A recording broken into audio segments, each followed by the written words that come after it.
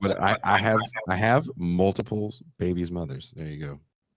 What else? What other stereotype can we throw in there for Daniel so he's prepared for the show he's coming on to? 27 baby mothers. Look, I'm not sure if all of them are mine. Playing Just the lotto. ones that kind of look like me.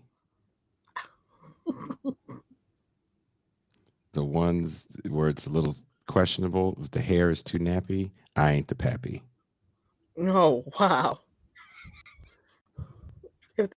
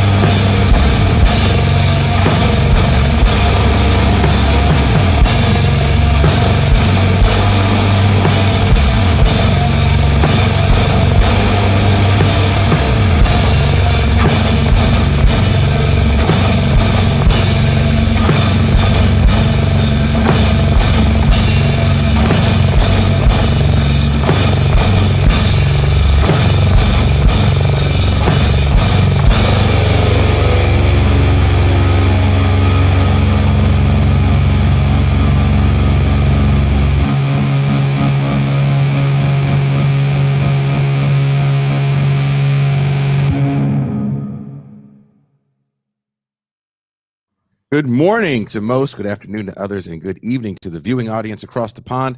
I'm Jason Miles, your host for another episode of This is Revolution Podcast.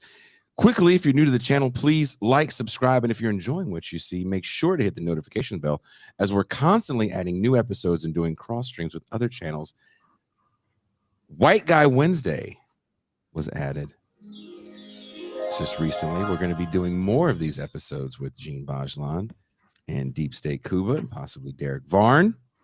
Thank you guys for tuning in to the. I don't know if all of the White Guy Wednesday streams will be 3 hours long, but we will be doing more White Guy Wednesday. We'll probably change the name to be a little less offensive, but the best comment I saw when I was watching it on the live chat was that only during Black History Month would this channel have a White Guy Wednesday.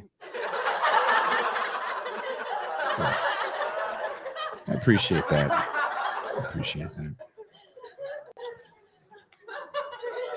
Okay, stop laughing. Now, if you enjoy what you're seeing here, we appreciate your support through Patreon, where you get access to the Champagne Room, access to Pascal Robert's Mau Mau Hour, the call-in segment where you can call in and question or comment during his Mau Mauing, and you also get access to the movie night. But if you don't want to make the yearly or monthly commitment, you can show your appreciation for what we do here on TIR with TIR merch. And who better to explain said merchandise than the faceless voice of reason, show producer extraordinaire, M. Toussaint. hello. I do have a frog in my throat. I do have a face. I do. Nate. Here we've got an Anglo pessimism T-shirt for your pessimistic Anglos. we have This is Revolution mouse pad. Here we got another mouse pad and a mug. With, Pascal smiling face. I see someone saying we should change White Guy Wednesday to White Devil Wednesday or Cracker Talk, the Wednesday edition. Cracker Talk. Oh no, that's banned on Twitch. You can't say cracker? No, Hassan got in trouble for it. Saying cracker. Yep. Word. What white person? Like, hold on for a second. I need the white people watching, and look, it's the Left podcast. I know there's a lot of you watching. Stop with the laughter. God, we got to get through this. What white person has ever heard a black, or just anyone call them a cracker? Because it's also a term that white people use against each other. If you've ever been in certain parts of the South, and it's fucked up their day. Like, I've never met a white person that somebody's like, man, fuck you, cracker. And they just like, oh, they go home and they look at their child and they like, whatever happens in your life, son, you are more than a cracker. Don't let them tell you that all you are is a cracker. Like, I don't believe that a white person gives a shit. Again, maybe in the deep South, and you know, somebody with status looked at somebody in a lower status and called them, I know coon ass in Louisiana could be very offensive. Hillbilly can be offensive. But I can't imagine someone just, you know, cracker, and then it just fucks up that white person's day to the point where they're like, I need this word banned. I thought you were going to say I need mental health day. Like, can you imagine going to work and a white person's like, I need a mental health day. The two black people called me cracker at the store, and I don't know what to do. My Prius is in the shop. I don't know. Is that a real thing? Someone said your white guy voice is kind of Harrison Ford.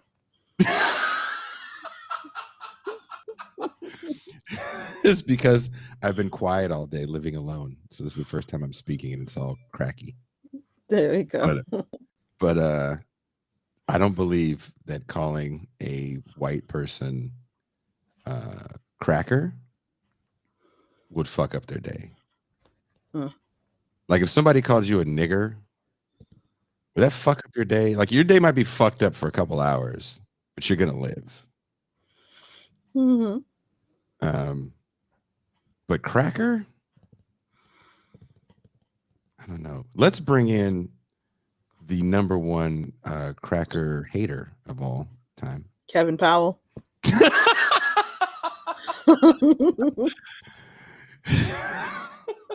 You know, tattooed on this gentleman's arm is race plus power equals racism. Please welcome my homie, my dog, the man of the Mau Mau Hour. And he is not a hater of crackers. Pascal Robert.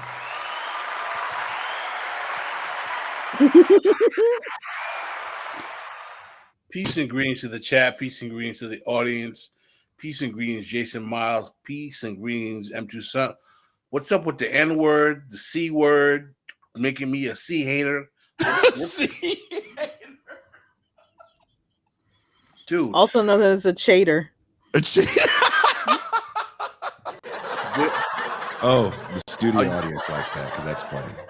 I've never heard of chater, but I think we need to make chater a thing. Are you intentionally trying to demonetize this video when we're barely into the stream so far? Dude, whatever video we do, we could do a video about bunny rabbits and change the theme to the Good Times theme, and we would still get demonetized. Just so you people know, the shows don't get taken down from YouTube, but they don't allow certain ads to run on a lot of these shows. So we've actually, as the show has gotten larger, we've taken a massive YouTube hit. So any super chats you want to throw our way, we would really greatly appreciate, because every time we go on air, we get a demonetization email. They're treating us like crackers. Speaking of crackers, he will no longer be a cracker in the next census. He is everyone's favorite history professor at Missouri State.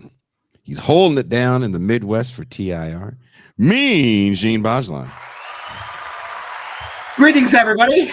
Good to see you, Jason. Good to see you, Pascal. And good to hear your luxurious New York voice, M2 Son. Thank you. Whenever you guys talk about crackers, I think there's a show, I think of a television show in Britain called Crackerjack, hosted by these two people.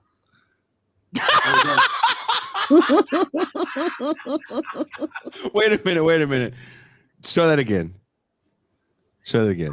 Crackerjack. Okay, so for those that are going to listen to this show on the audio only, Jean Bajlan is showing us two of the happiest, whitest people, most British people known to man. And if I was to ever think of crackers, I would think of these people. Oh, you think so? I mean, one of them is, one of them is a lady dressed up as a man, as a child. Is that what that is? Yeah, it's Nicola Sturgeon, Prime Minister of Scotland. What? There she is. That's what she's planning to do after she retires as the premier of our premier autonomous region in the United Kingdom.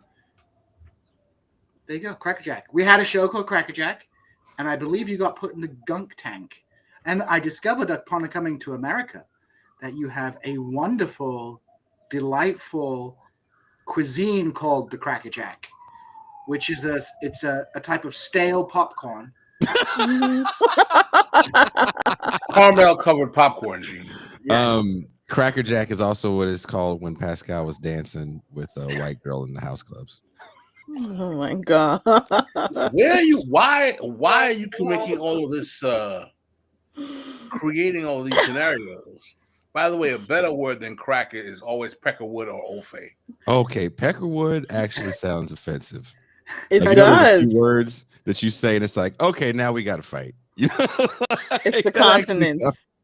I think consonants. I think peckerwood is a much more effective racial slur for the degenerated gene pool of white people in the United States. Like, I feel like if our guest was walking down the street and somebody was like, "Look at that cracker," he'd be like, "Oh, children, that's silly, man." But if somebody said, "Fuck you, Peckerwood," he'd be like, "Honey, hold the kids." Let's ask our guest how he would react to. The rule book says, "I gotta fuck this guy." The first question for our guest is gonna be, how would you react to being called a peckerwood? The P word. The P word. I want to, I'm bringing our guests in a little early because we do this thing where we do a pre-story before the actual show. And I do think this is an interesting conversation. And I would love to get soon to be the only white person on the screen, because Jean Bajlan now is going to be a double person of color. Please welcome philosopher and professor at George Washington and Marymount University, Daniel Tutt. Clap. What up? How do you feel about peckerwoods? This is a 1950s thing. Like, I haven't heard it for fucking years. How would I feel I live in a predominantly black neighborhood, so I get it all the time, man. All the time. Jesus. I'm just kidding. All the time. Don't you get Where it? do you live, in the Good Times neighborhood? No, man. I'm always trying to stop James from getting that pool. What does it come from? Peckerwood. What is that about? Does anybody know that it's a Southern term? Huh? I don't know the origins of peckerwood. I know it was a term that a friend of mine used to use. He was from Tennessee, and all his terminology for the Alabaster folk in the South was always peckerwood. And I was like, is peckerwood like an inverse of woodpecker? I mean, like, is that some kind of? Yeah. I never really understood. The peckerwood originated as an African-American slang term for woodpecker in the 1800s, but by the early 1900s began to be applied as a racial epithet against white people with the meaning similar to white trash. Maybe it's because the woodpecker has a red neck. Ah, I see. Interesting. Well, that might actually. I don't really have a problem with it, honestly. I do. It's stupid, but whatever. So Daniel, moving on to much more serious topics, Jason. Get this under control, man. You guys are I do have one question though. When you walk around in your black neighborhood, do you ever have people randomly singing "Fire, fire, gentrifier, fire, fire"? What? What ghetto chance did you have in New York? Let me tell you why I brought that up. I saw a video during like the George Floyd rebellion, riots, whatever term you want to use, where there was a protest in like Brooklyn, and there was a bunch of Black Lives Matter activists, and they were rolling around in Brooklyn. It was actually kind of comical, and they were screaming, "Fire, fire, gentrifier! Fire, fire, gentrifier! Black people used to live here. Black people used to live here. Fire, fire!" And I was like, "This is the most milquetoast ass protest I've ever seen in my life. This is like Jesus Christ." That's you know, if you want to talk about the most milquetoast thing, Jason, you know, you obviously, and I think this is very on point with the discussion we want to have right now. I sent you in the private chat a little video you might want to share with people to remind us about both gentrifiers and also some interesting fashion decisions. That's that goes into what we're talking about now. Can you guys hear me? Yep. Okay. Tucson, if someone puts a video up like that, I'm having issues playing it because my computer's so slow that it goes one or the other. You play the video, one or the other. But I did want to talk about this, Daniel. I don't know if you saw this in the news. The new DEI fiasco. Yes. I'm sure many saw the news that American Friends Service Committee, a Quaker institution, had a faker amongst its ranks. And not just a fake Quaker, but a woman pretending to be an amalgamation of ethnicities, Latina, South Asian, and Arab. And this wasn't a simple rank and file member. Oh, no. This was the Chief Equity, Diversity, and Inclusion Officer. From an article in The Intercept, Raquel Avita Saraswati, a Muslim activist who for years has encouraged people to believe that she is a woman of color, including Latina as well as South Asian and Arab descent, is the AFSC's Chief Equity, Inclusion, and Culture Officer, a senior position that gives her access to the files of dozens of the organization's staff and volunteers. But Saraswati, who was born Rachel Elizabeth Seidel, is not a person of color, according to her mother, Carol Perrone. "I call her Rachel," Perrone told The Intercept when reached by telephone. "I don't know why she's doing what she's doing." Saraswati, her mother added, is of British, German, and Italian descent, not Latina, South Asian, or Arab. "I'm as white as the driven snow, and so is she," added Perrone, who also shared with The Intercept photos of Saraswati as a child, in the photos which the mother asked not to be published. Saraswati's complexion is significantly lighter than the bronze-looked in more recent photographs. Perrone also shared with The Intercept her Ancestry.com profile and a photo of Saraswati's biological father, who is deceased. Another relative who asked not to be identified confirmed that Saraswati is white. What do y'all have to say about this? I have been talking about the futility of a left that retreats to the battlefield of identity for moral victories over fighting for substantive change. If the work that Raquel or Rachel is doing is good, does it matter that she faked her identity? Also, what does that say if your racial validity is needed to perform in these roles? Well, I think it's Jason, interesting that she faked 3. Ooh, Jason's out. Oh, well, Sarah, I was talking to Sarah about this morning, and she made the observation. It's like, it's not only that they're faking their ethnicity, but they like assume leadership positions within these organizations. You know, Rachel Dolezal, and then we had Jessica Krug, my favorite, Jessica La Bombelera, faking. And usually they have like, they fake a kind of very elaborate, you know, ethnic story as well. And, you know, if you ask me, you know, there are, at least within certain institutions in the United States, particularly those institutions in which liberal and progressive liberal culture is dominant, there is an incentive for these people to do this kind of thing, right? Because if you read on in that Intercept article, you know, they talk to the guy who hired her, and he's like, "Oh, well, she ticked all the boxes. She was a lesbian, Muslim, etc., etc." Yeah. Now, it's a pretty perverse incentive system that is creating this thing. You know, like we talk about race grifters. this is an example of how this race grift is expanding. As I have a poll on Twitter. Who are the greatest race grifters out there? Is it white women in blackface or high caste Hindus coming to the United White States? women Because saying they're Native American, I think, is way bigger than white women saying they're black, because that's an easier pull.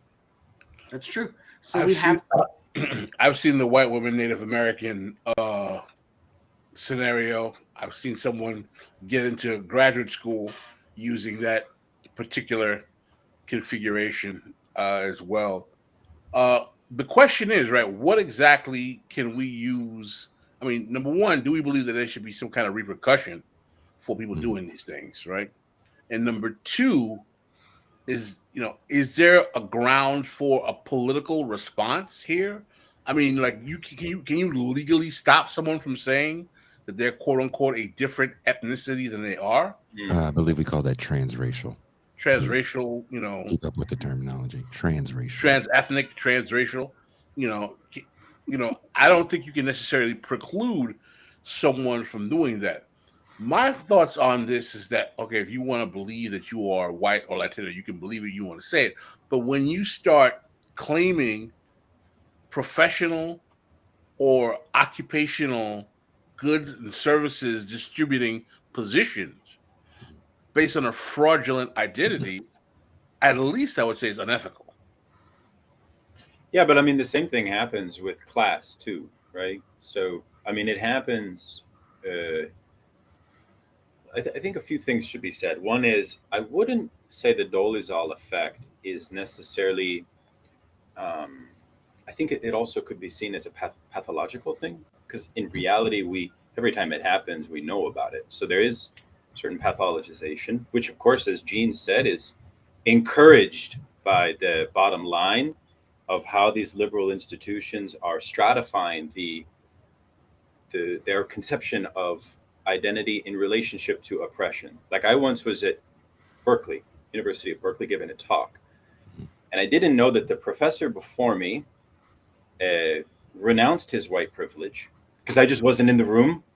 So when I got up to talk, I didn't do that. And then the most interesting thing happened. Tragic, maybe. It's a black girl in the audience. She started to cry. Wow. Because I didn't renounce my white privilege. Are you fucking with us? No. It's okay. I mean, but listen. And then I learned later that she recently had a death in the family. Mm-hmm. So my act of doing that triggered an emotional response for her, mm-hmm. in the way that I think it was her mother or something like this. Mm-hmm. It set off a cascade of emotions for her, right? So what's interesting about this whole dynamic is the way it's an emotional capitalism. It's an emotional investment into these identities that goes deep. So let's take a step back and not trivialize it too much, because there's something about it which is speaking to a reality. I mean, I would have yelled. I don't want to say that they're all phonies or we should make fun of them. No, I think that the Dolezal thing is pathological. She needs to have therapy. This other person needs to have some, there needs to be some intervention. I mean that sincerely. The other question that Pascal raises around how these institutions conceive of power, conceive of oppression, that's a whole other thing we can talk about. That's a philosophical issue. But the emotional, the affective thing is so, I don't know, interesting to me. I mean, back to what you said about someone, being triggered because they had a passing in the family. That almost feels like you're part of a culture of trauma where everything is PTSD and you need to be treated like a special flower. It's insane to say you denounce your white privilege like that means anything. That's the equivalent of a land acknowledgement. Shit doesn't mean anything. It's extremely performative. So if you need a performative act for you not to cry, like, I don't care if your family member passed away. I probably wouldn't. They're very lucky you were speaking that. That's the worldview of the professional managerial class, is to personalize injustice. So it's not a surprise these things are happening. It should not be seen as some aberration. It's a natural outcome of how these institutions are constructed and how they see themselves. Well, let me just jump in on this point. So I think a lot of this is kind of like almost like a hysterical neurosis of the middle class. I don't think poor and working class people would necessarily be super triggered by someone not denouncing their white privilege. This seems something that is particularly encouraged, as we said, by this culture that is developing within these liberal institutions and within the professional managerial elites within these institutions. And it becomes a kind of inversion of white supremacy. Because at the end of the day, denouncing your white privilege or a landed acknowledgement is just the inversion of the logic of white supremacy and white supremacy ideology. It's like land acknowledgements are basically an affirmation of blood and soil nationalism, and discourse on white privilege is a concretization and imposition of a white identity on white people as one of the biggest mistakes of the social justice movement, if it's a mistake or not, is I don't know, getting white people to think about being white people all the time doesn't seem like a very good idea. It doesn't seem like it's going to end. Yeah, I mean, I think that's true, G. And I think the other thing to state here is that we should not, and this is something to be dealt with carefully, there is an erasure of the question of social suffering at play here, which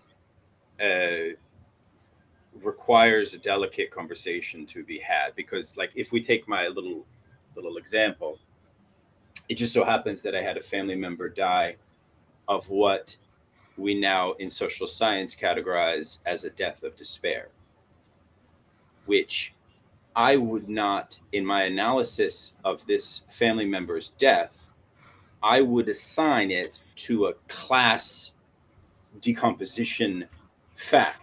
So the fact that the Berkeley liberals didn't allow me to talk to this individual, who also probably had a death of despair, I don't know the full details, is a tragic misstep about a class solidarity that could have been had. But the middle class ideology didn't allow it. That really bothered me. You know what I'm saying? Because if I would have known that, and this is why it's a certain issue of courage, because you have to sort of speak out. You have to speak out against this notion, because people are dying, irrespective of race in some sense.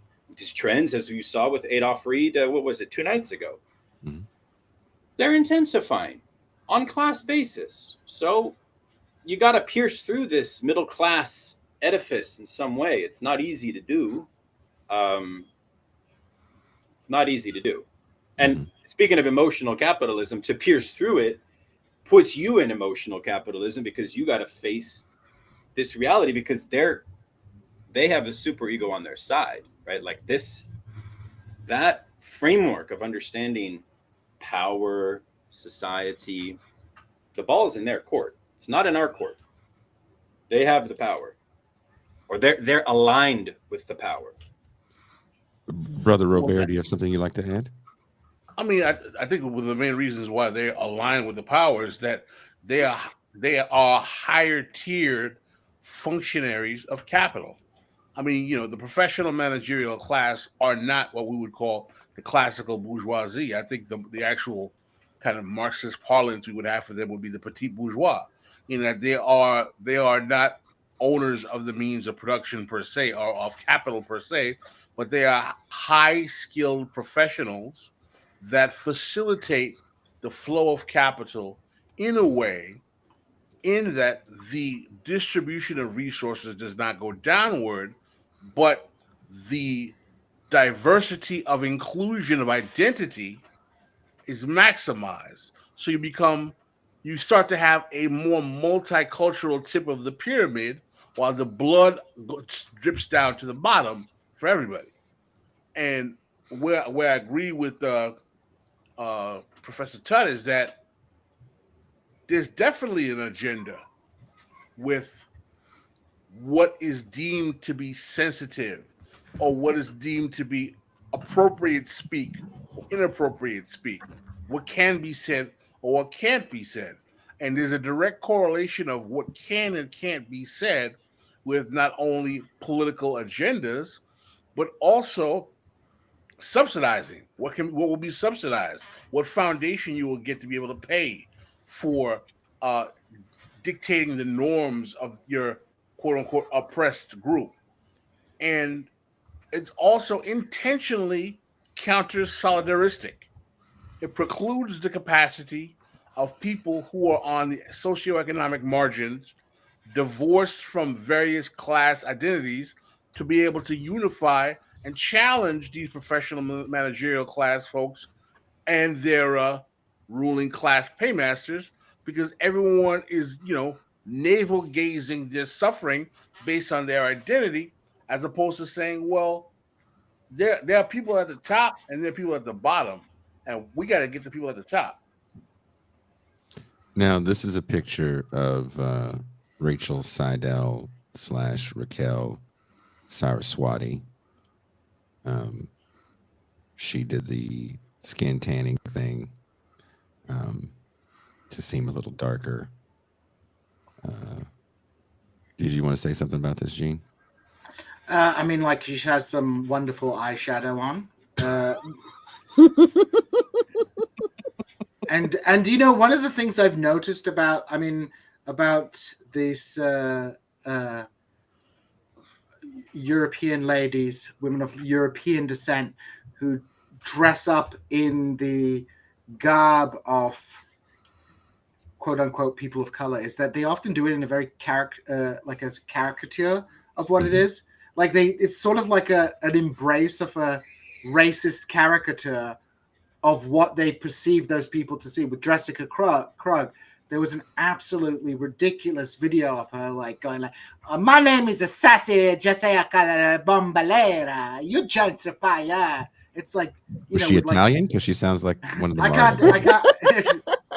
I'm a Super Mario. And she, it's me, Wario. But she's got like hoop earrings on, right? Like hoop earring, like every single stereotype. MT, can you play the video for us, MT, please? Oh, I don't know how to do that. I'll do that for you guys. Gene had it. Okay. I can. You are killing me, Toussaint. You never taught me. It's you have like a whole.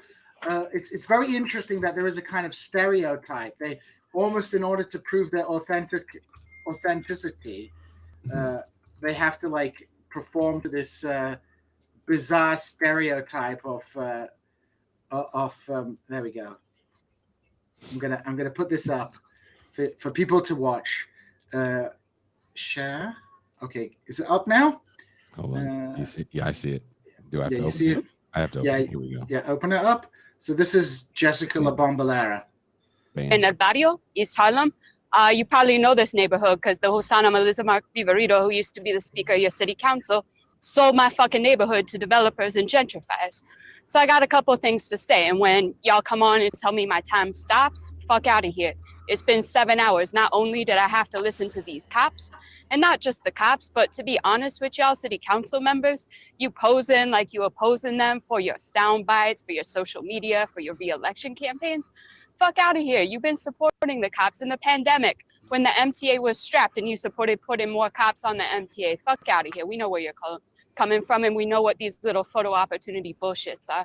I also want to call out all these white New Yorkers who waited 4 hours with us to be able to speak and then did not yield their time to Black and brown indigenous New Yorkers who thought that their sense of, I thought cops was here to protect us, but I guess they're not. Boy, you think that this sort of like shock and empathy thing is the move. Okay, so a couple of things. You was talking about moving against the gang database. What's up with that? Because last I checked, that's still operating. Last I checked, that's still up. You talk about us to show up, been shown up in all these neighborhood council meetings, trying to fight gentrification, ain't nothing changed. And then real quick, I want to talk about some of my experiences in the Bronx on Thursday. So y'all heard from a few people who were there, and thank you, much power to all my siblings who were standing up, my black and brown siblings who were standing. Okay, I can't take that much. Siblings. Do professors curse that much? I mean, I don't know. I don't know. Only if I'm teaching the class. That woman is from Kansas City, right? Oh, word. Unbelievable. She should really know barbecue well. She's from Kansas City, but like, you see what I mean? It's like she's doing like a racial stereotype, and that's a bad accent. It is. Let me it's say a bad New York accent too. This is not like there's a dimension here which is not reducible only to the DEI moment. Mm-hmm. When I grew up in Portland, Oregon, and it was a there was like a black side of Portland town. I don't believe you. My I've been city in Portland a million times. Integrated. It was not many people, but nonetheless, it was more than there is now. That's for sure. That's for sure. So what ended up happening is white kids who were on the margins and wanted to be cool adopted the aesthetic and the slang of black life at the time. Right, which was more than just listening to Biggie and Tupac and hip hop. It was much more than that. It was like a whole identity.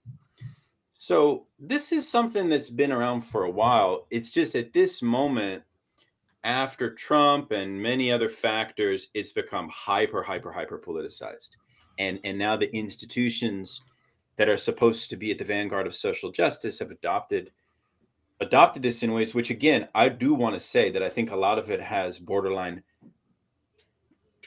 pathological dimensions. I mean, most people in the nonprofit space that are white have internalized these frameworks and worldviews.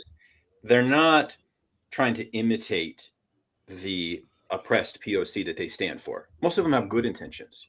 Right. Yeah, they need to be.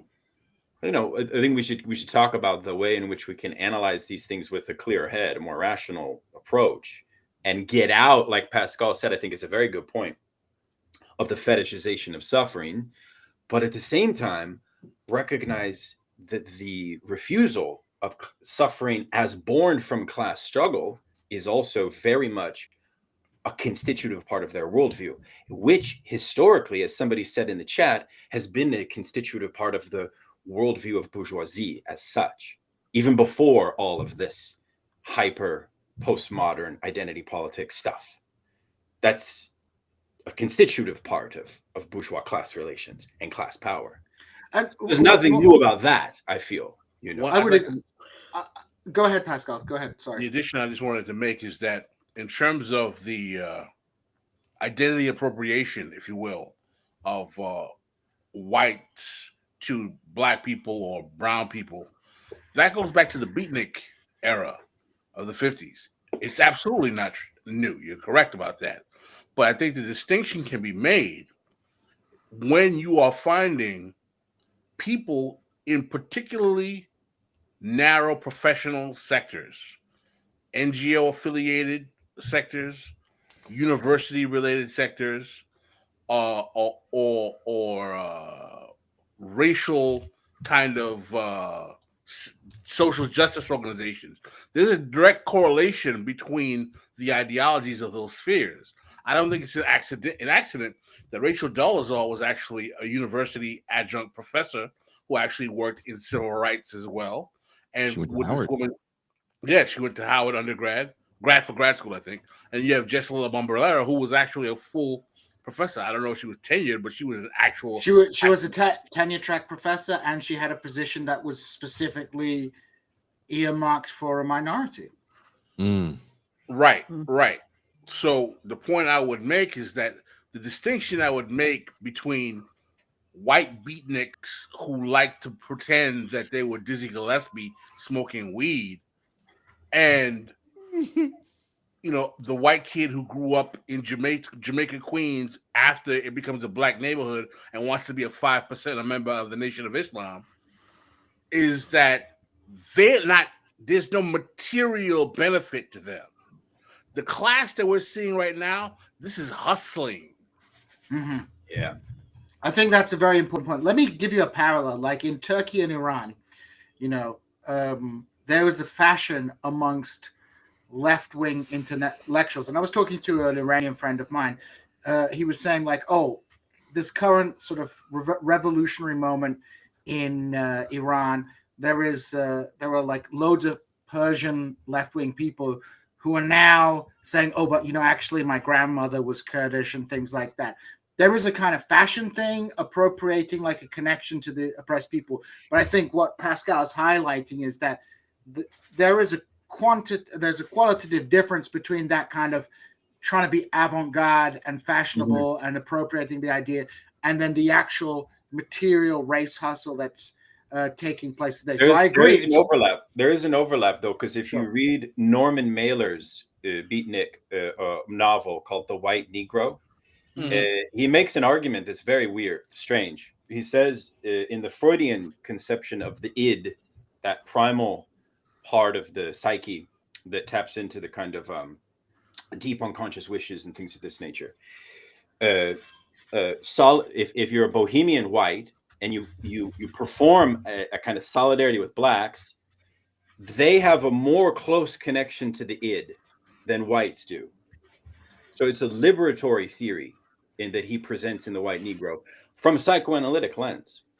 And that's why the Bohemians were for the lumpen proletariat, because being with that class of people would give you psychic liberation, to be on the margins like that. Now, someone like Christopher Lasch is going to tear that argument apart from a psychoanalytic standpoint. It deserves to be.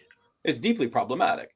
But that was actually the prehistory of what we're at now, because that presupposition, even though it didn't have a profit motive, the current structure still has that fetish structure, still has that theory of liberation implicit in it. So, I think a lot more research should go into this. There's another political point I kind of wanted to bring into the conversation, is the role of identity politics in the broad historical struggle for democracy.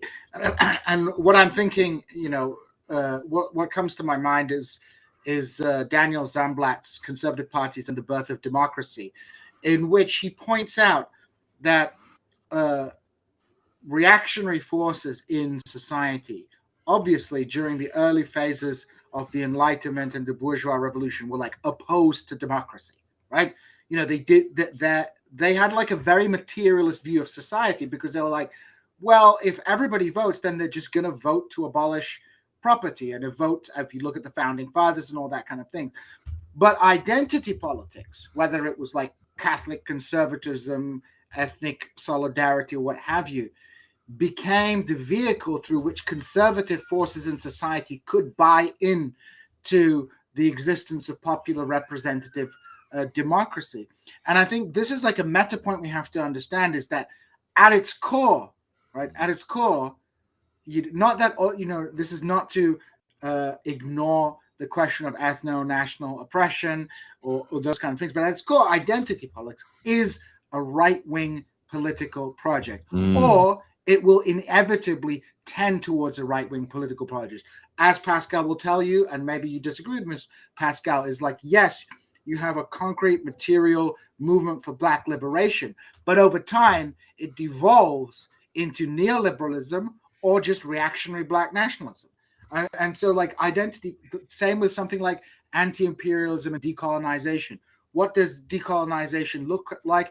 In the early phases, it's an emancipatory class-based project, but it degenerates into like the Taliban and the Iranian Revolution, which are right-wing forces. I would not say that decolonization in and of itself has to actually be rendered to that position. I think that decolonization fails because decolonization cannot exist in a vacuum, and it requires external support. And when external support disappears, it will fail. I think that where I do agree with you, though, is that the romanticism of decolonization being some kind of pure, ever present, the revolution will exist forever, is nonsensical when you're dealing with the nation state and you realize that at some point there will be hierarchy that will be developing, whether it's a bourgeoisie or not.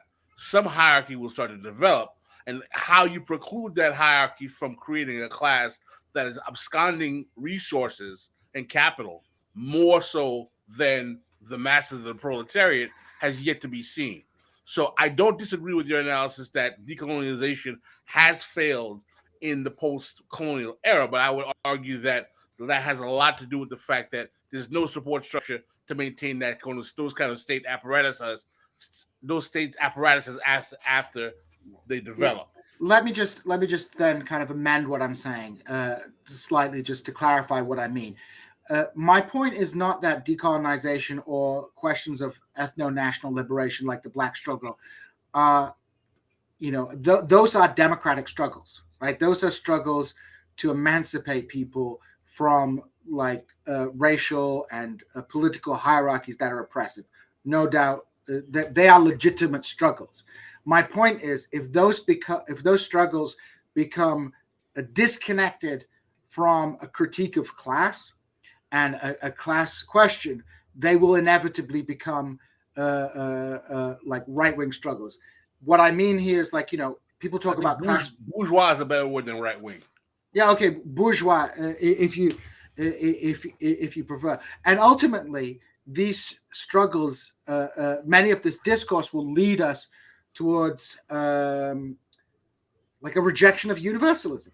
It'll be a rejection of a universalism, which. Yeah. No, I think this is fascinating. I had one question, though. Why did Elizabeth Warren, the candidate of the PMC, get off the hook for posing as a Native American? Why did they not hold her accountable for that? Does anybody have a theory as to why she did a 23andMe? Remember that? Oh yeah, she did. She did a 23andMe. She was also being attacked by Trump actively. Yeah. Well, and I think a lot of people wouldn't give the satisfaction. Firewall. Trump's right. Yeah.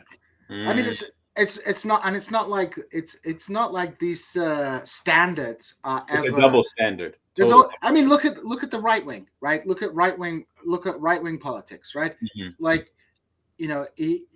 go on all about trans people and trans story time. And it's like, look, if you sending your kids to trans story time is probably the safest thing that you could do.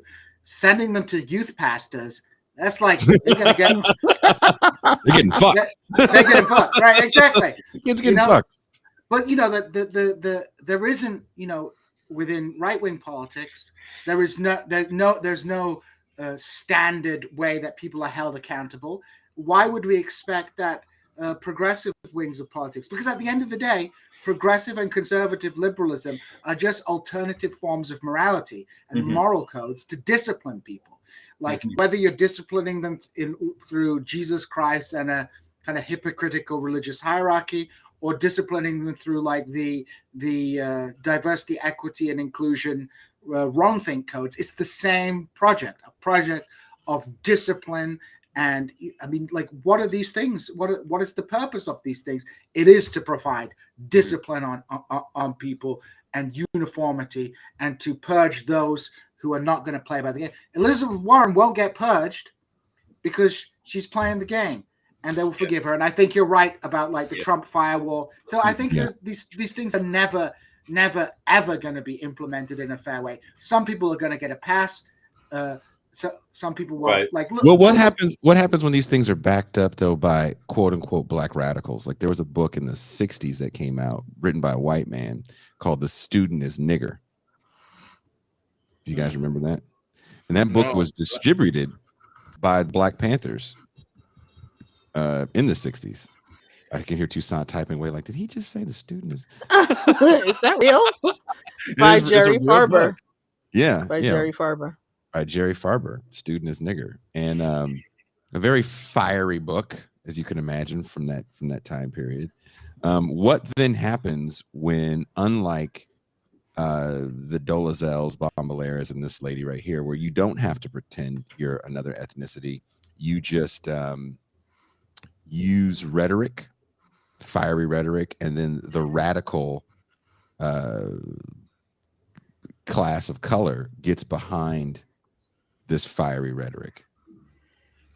Well, I mean, there's a whole political history of all kinds of pretty bad things happening as a consequence of having just quote unquote radical rhetoric without any kind of substantive class-based politics, particularly if it's racially narrowcast. A perfect example of that is Black Power, in that Black Power was something that presented itself as a quote unquote radical call for Black self-determination and Black control of communities and all that stuff. And one of the critiques of Black Power is that, okay, Black self-determination and Black control of communities is great.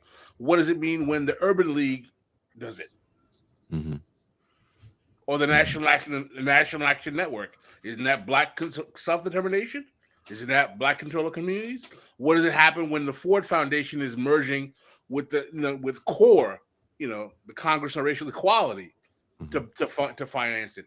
Isn't that Black self-determination? In other words, what happens is that when these terms are thrown out as a posturing of radicalism, they become very, very easy to undermine. And even there's a great video, if we want to pull it up or not, with Richard Nixon talking about Black Power. And he literally says, like, there's certain aspects of Black Power we don't like that can be, radical, that can be, kind of extreme. But there are other aspects that we like, where, Black people can have their own banks, and they have their own shopping centers, and they can have their own schools, and they should, and they will. And that aspect of Black Power we like. So you literally have Richard Nixon arguing after Jim Crow is over that, like, yeah, we should resegregate Black people and give them dominion and control of their spaces, as if that's not exactly what would be perfect for the politics of containment and capture. And one of the reasons why I agree with the analysis that when you say quote unquote Black self-determination in a multicultural space like the United States, which is not like an African country, which Black people are doing the self-determining? And who are the ones that are doing the negotiating with the ruling class? Because it's not going to be the proletariat that's going to make that choice. It's going to be the ruling classes that's going to decide who that broker is going to be. Mm-hmm. Well, I don't know what that noise is. The police are coming. It's construction on my house. Oh, accelerationism. That's where what I was about to. The Jetsons. You need to talk about technology. I thought we were supposed to talk about the Jetsons, y'all. Come on, let's get pivoting. I'm getting ready for the pivot. I know. I'm here. Messing with you. Accelerationism be loosely defined as a range of Marxist and reactionary ideas in critical and social theory that call for the drastic intensification of capitalist growth, technological change, infrastructure sabotage, and other social processes in order to destabilize existing systems and create radical social transformation, otherwise known as acceleration. There was a post-Marxist thought that because of the internal contradictions of capitalism and instabilities which jeopardize growth, its downfall could be brought forth by acceleration. But does this bring us to a Jetsons-like dystopia? Not the smiling family in the clouds, but living in the sky because of the uninhabitability of the dying earth? How many useless eaters were sacrificed for our futuristic life in the clouds? We've brought in philosopher and psychoanalyst, professor at George Washington and Marymount University, Daniel Tutt, to delve deeper into this quandary. Daniel, can you explain to us briefly what accelerationism is and why it became so popular after the Occupy movement and definitely in 2020, and then kind of died out? Was it just a passing fad in a low attention span moment, or did no one really see validity in the movement? Cool. Nice intro, man. That's really good. No, really, that's really good. You did a nice job, man. You did your homework, Jay. Well, you gave us homework. Yeah, sorry about that. No, we appreciate the reading. homework. You did the reading. Everybody's making fun of my books. Sorry for that. You like these books, yeah? Yeah, well, you didn't read the Guardian article, did you, about like how Yeah, I don't. Yeah, whatever. Okay. So, accelerationism. Let's just say at the outset is actually a healthy thing in my view for the left, because it's about the left talking about how to revolutionize capitalism, and you could say its origin really comes out of the Enlightenment and the kind of myth of Prometheus, which you even see in strains of socialism and Marxism. So it has an impetus of a certain utopian ideal, right? Which is, how do we harness the starting an industrial revolution, even in the 1830s? How do we harness these forces for the liberation of the working class and of humanity towards a more progressive, more egalitarian social order? So it's been around in germinal form for a long time. It's important to note that its more contemporary neoliberal iteration starts with the French philosophers Gilles Deleuze and Félix Guattari in their Anti-Oedipus series. But there is an important precursor, because one of the things that Deleuze and Guattari did was they sought to sort of swap out Marx as the central philosopher of the left with Friedrich Nietzsche. And Friedrich Nietzsche has many thoughts regarding an imminent critique of the bourgeois class, but from the position of the right.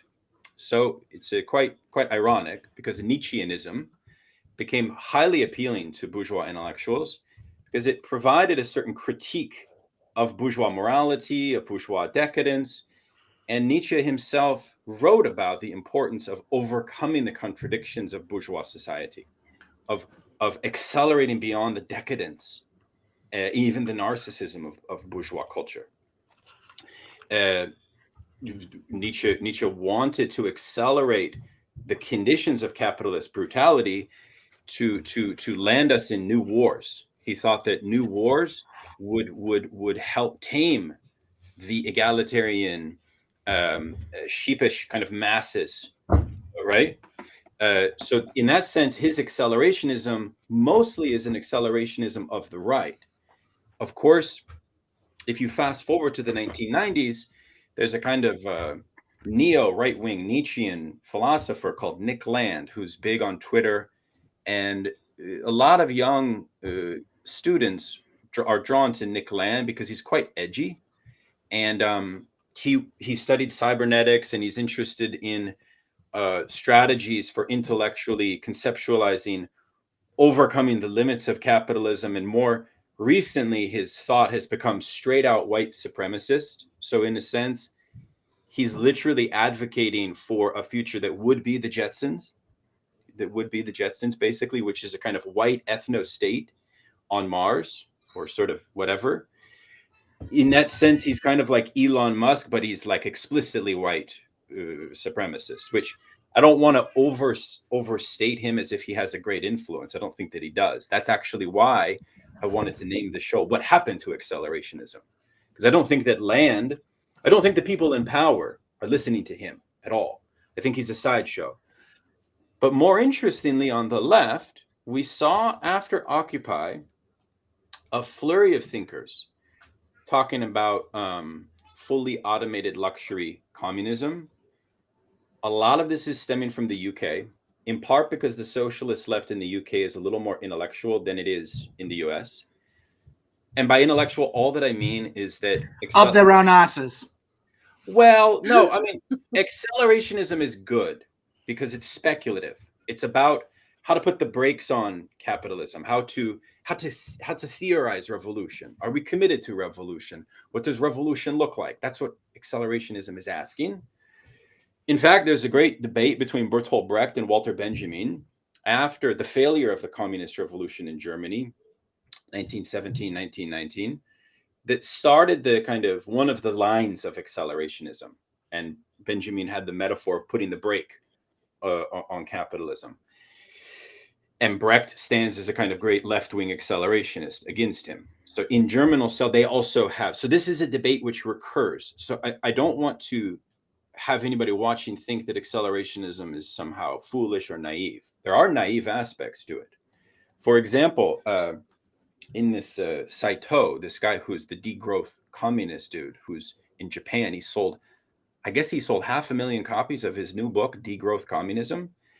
He is cited Nick Srnicek, one of the left accelerationist people from the UK region, who was huge after 2008 throughout the 2010s. He wrote Inventing the Future with Alex Williams. And Saito called them utopian socialists. Utopian socialists. So one way to think about left accelerationism is utopian socialism. And we know from Marx, utopian socialism is problematic. So what are some aspects of left accelerationism that we might flag as problematic? The first is they believe in UBI. They think UBI is emancipatory, universal basic income. They are for full automation. They're for it. So there's that. The other thing that's possibly problematic, which we can discuss, is that you don't see them talking about building the consciousness amongst the people. They have a kind of adversarial relationship to what they call folk politics, a critique of populist politics, which I think is valid. But some people have raised, like Benjamin Noyce has raised some criticism of left accelerationism precisely because it's not that interested in the careful work of building a working class solidarity coalition to gain power.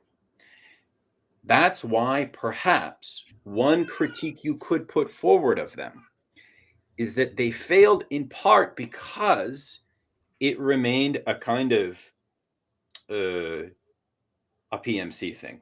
I don't want to say that that's too strong. Maybe that's too strong because they have good intentions and they're our comrades, etc., etc. And it's positive to be thinking about how to revolutionize capitalism. But I think that there's also some issues regarding a structural understanding of the way the capitalist economy works, especially the way automation works. As far as I've been researching, like, for example, I'm reading Jason Smith's new book on automation called Smart Machines. Highly recommended to everybody, where he basically shows that full automation is impossible because of wage slavery. And he shows that what he calls the servant economy grows in direct correlation to automation in one sector. You cannot have multi-sector full automation in a capitalist society. So in that sense, you have to think of like, okay, well, you take over power and so on. Bernie Sanders or Corbyn gets elected. Even if that happens, that doesn't mean that they're going to be able to do full automation because of the structural realities of how capitalism works. So I'm going on a big thing here, Jay, but no, I'm loving where this is going. Me? No, I'm following you because someone said something kind of funny in the chat that I do think is valid to this conversation. They said, "Isn't Charles Manson the OG accelerationist?"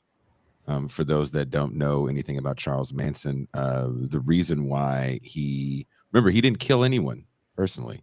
He ordered violence, but he wanted to kill the bourgeoisie, make it look like black people did it, which is why they wrote like "fuck the pigs" in blood all over the Tate and La Bianca houses, because he felt that by starting a race war, black people were physically superior and would win said race war. And then because he was smarter than black people, he would then be the leader of the black. So part of this notion of the Nietzschean origin of accelerationism is important to unpack, because part of it has to do with the idea of what Lukács, the great Hungarian Marxist scholar, who was actually a great critic of Nietzsche, said it produced on the left an indirect apologetics of capitalism. And many people have said in the complicated question regarding Nietzsche's relationship to fascism, that we have to understand it as a Nietzschean only insofar as what Nietzsche's idea promoted, say for Mussolini, was not the notion that revolution at the site of production is possible. No. Some have argued that Nietzsche's influence on thinkers like Mussolini produced the notion that what we need to do is overthrow the bourgeois class because of its decadent morals and so on. But what's the important thing there for the left? That doesn't change anything about the structure of capitalist social relations. That just swaps in a new elite, a new Übermensch. You see, there's an important distinction. So sometimes when the left adopts and flirts with that, I worry that we lose sight on the central question, which is, how do we break from the wage-slave relation of capitalism? How do we forge beyond that? Daniel, do you think that there is something enticing about proto-fascist thought? Because Mussolini does come out of Marxist thought. Jean, Pascal, I'm sure you guys have something to say about this as well. This is kind of one of those big brain. What do you mean by enticing? What do you mean by enticing? Replacing one for the other. I think there's an oversimplicity when we talk about changing social structures and systems. I think there's a lot of hero worship that goes on in the contemporary left that has replaced any sort of deep thinking about systems and how they might look differently. And it's more like, well, if this different person got to run said system, then everything would be fine. Jean, you look like you have something you want to say. No, I just find I enjoy listening to Daniel because he has a very different academic formation from me. So the way that he approaches this question is from a philosophical perspective, which I think is really, it provides like an angle I don't immediately think of. When I think about the popularization of, fully automated luxury, day communism, whatever it happened, whatever iteration, and that's the only one of the texts that I've read. I've read that one. I haven't read the other one before, but it strikes me as coming to the fore at a particular historical moment in which climate crisis is moving up the political agenda and is increasingly beginning to shape the debate that is taking place. And of course, we have various forms of non-socialist politics emerging out of this, which is, the green movement, anarcho-primitivism was a thing for a while, all these kind of anti-Promethean politics. And I see this as a kind of response. And why I don't think it is necessarily politically radical is ultimately, someone like Aaron Bastani is, and again, I don't say this as an insult or like to throw shade, is a social democrat. His politics is driven by a desire to alleviate human suffering through the management of capitalism, through the formation of a strong social democratic popular party, which is like the old pre-1936 Third International line calling the Social Democrats social fascists. There is a kind of similarity in that type of politics, in that is a politics of management of capitalism, right? And it's trying to take power away from that capitalist elite that dominates traditional liberal states. It's not to say that fascism and social democracy are the same. I would much rather see a lot more social democracy. I think an old Mussolini Italian style fascism. Yeah. But I think this accelerationist discourse is an answer to a growing reactionary ecological movement, and we're seeing increasingly the political right seizing on this with the rise of eco-fascism, and how not only that, but neoliberalism can seize upon environmentalist discourse and use that to impose austerity as well. And I think this is a response to that particular context in the post 2008 economic crisis here. It's a response to the bullshit of austerity and the fears about climate change. That's how I would take it, perhaps. And so that's how I view this. It's the ideology of a moment, and it's a kind of manifesto for a kind of a social democratic alternative of management of capitalism that does not rely on austerity but provides plenty for all. Pascal, do you have something you'd like to add? Well, I mean, I think that you made a very interesting point about the tendency of people who are starting from a framework of the left, who, after acquiring power in a state of totalitarianism, move to hardcore right. I don't think that's necessarily required, and I also don't believe that authoritarian states are a necessary consequence of socialism at all. I actually think there are many varied ways in which you can orchestrate a socialist economic paradigm in which workers own means of production that does not require that you have a dictatorial state. And I do obviously agree with the Marxian axiom that utopian socialism is problematic. However, at the same time, I think that it behooves socialists in an internationally capitalist world to argue that they have a new vision of society.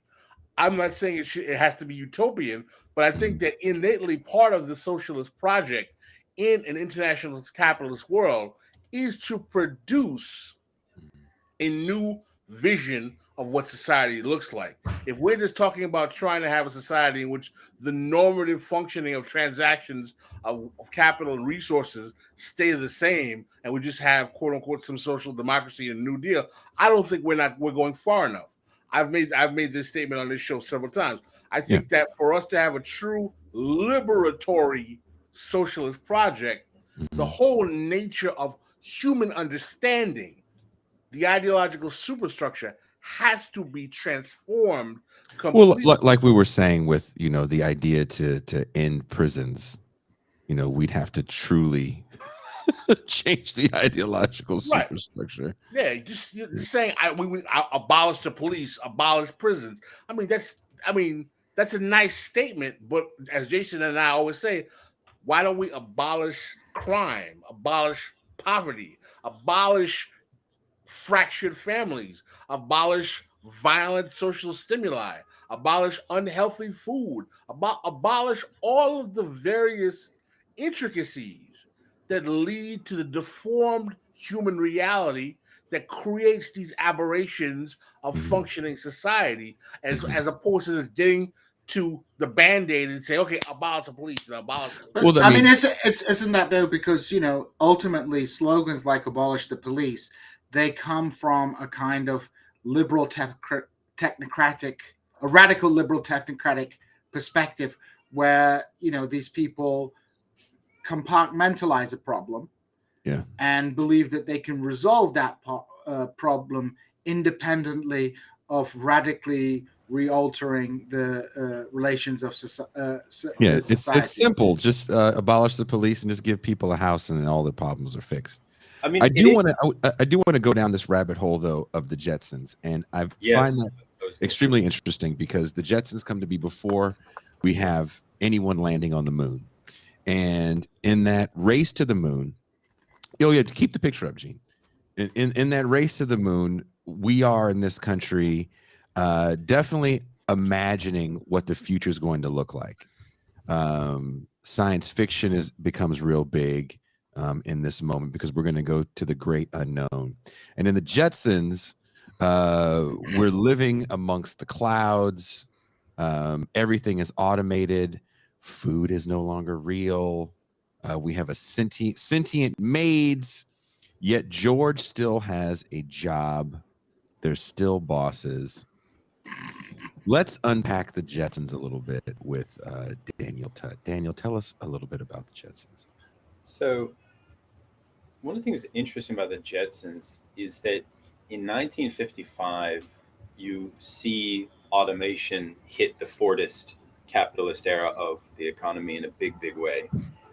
And it comes out in the early 60s, very successful show. Then, of course, there's that whole Flintstones conspiracy, which we can talk about later, which is really interesting. But it poses a future society, I forget how many decades into the future, which definitely has some really, really, really weird racial politics going on, because it's all white people in the Jetsons, which we also need to talk about. But George Jetson works 2 hours a week. Everybody is in a basic state of insane leisure, breadwinner structure of the family. So it's a mirror of the promise of the post-war Fordist family, right? But even better. And the banter, the conversations of the characters is still complaining about work, even though they don't work. So in a sense, it is a realization of John Maynard Keynes's theory that in the future, we will reach within capitalism a profound level of leisure and a certain relationship to work, which is almost from the standpoint of the salaried bourgeoisie. So it's almost like everyone is salaried bourgeoisie, and automation is handled fluidly by machines. Yeah. So in that sense, it is close to fully automated luxury capitalism, not communism. Well, then it becomes kind of hard to say what's the difference in the Jetsons, in a sense. Of course, then, and I want to know what M. Toussaint thinks of this. Apparently, they created like a more recent version of the Jetsons, which doesn't have just white people, but it's still darker. the same premise. It's Very way weird. darker. Yeah, I'm almost like we should just abandon the whole friggin' project. But that's it, man. I mean, it's interesting. There's a lot, and then what's the Flintstones thing? The Flintstones is that most the sort of imagination is that some nuclear catastrophe has occurred, and they've had to leave the Earth. So there's that dimension. But honestly, I want to know what M. Toussaint thinks, because this was her idea, by the way. I'm the geek that suggested accelerationism. This was Thank you for supposed to shouting be that out. That this is M. Toussaint's. This is her this show. was on the Jetsons. So yes. Thank What do you think, you. M. Toussaint? That's so interesting. Initially, my idea was about talking about the Jetsons and environmentalism, because obviously some things happened to the Earth where they had to start living up higher up in the stratosphere. But, that also involves, the white people and how, there's no other races and that sort of thing. But I found your dimension of accelerationism and the whole labor aspect to be very interesting. So let me ask you your thoughts on this. Hold on one second here. Okay.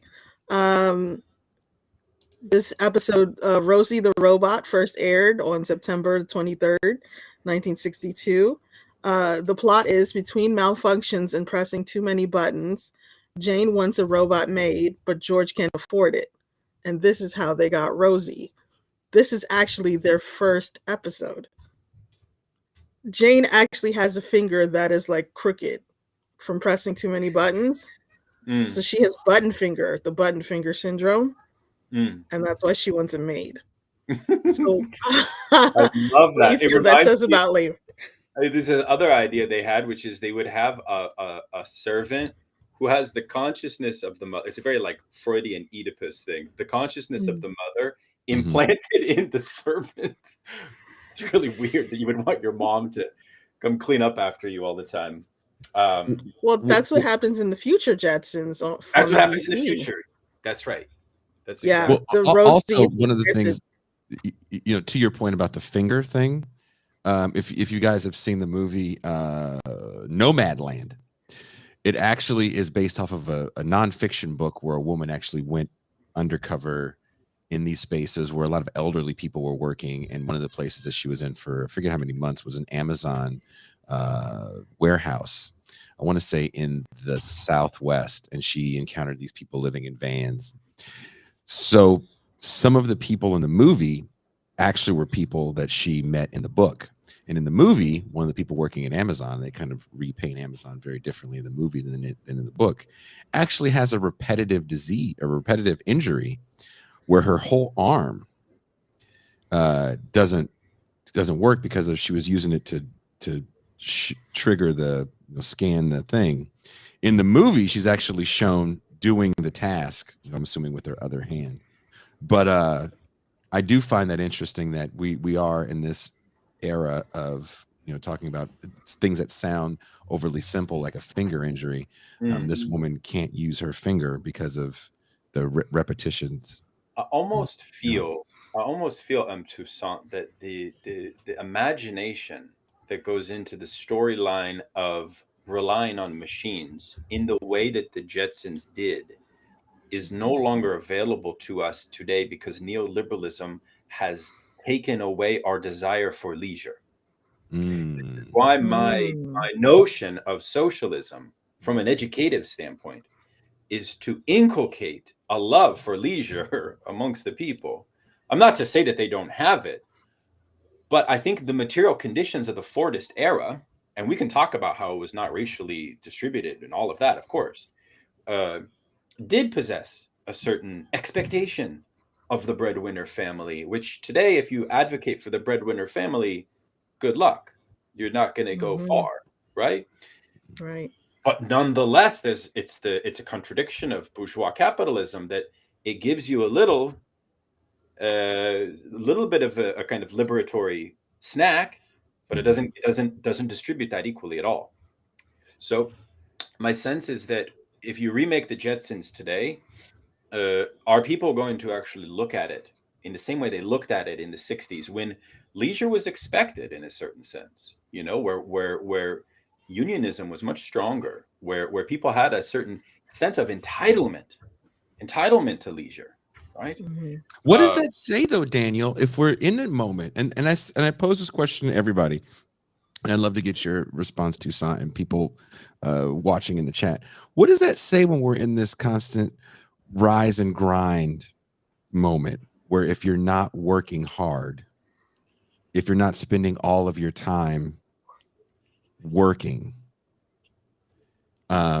you're just not doing enough, and that's why you're not truly, quote unquote, successful.